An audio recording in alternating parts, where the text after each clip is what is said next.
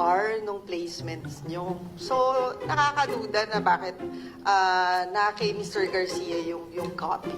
Yun lang po, Madam Chair. Tama, hindi naman niya tataguin yun eh. Binayaran siya. Ba't siya magtatago ng resibo?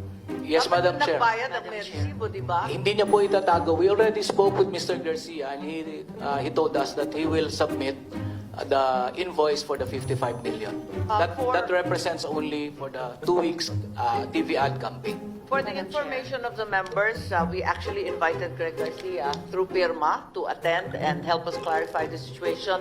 And the floor goes back to Senator Risa, who actually had questions pending. Sorry. It's all right, thank you, Madam Chair. Itanong ko lang kay Mr. Onyate kasi sabi nila, nag-withdraw kayo ng higit 27.5 million pesos para i-reimburse yung mga ibang donors nyo na ayaw yung pangalanan sa komite.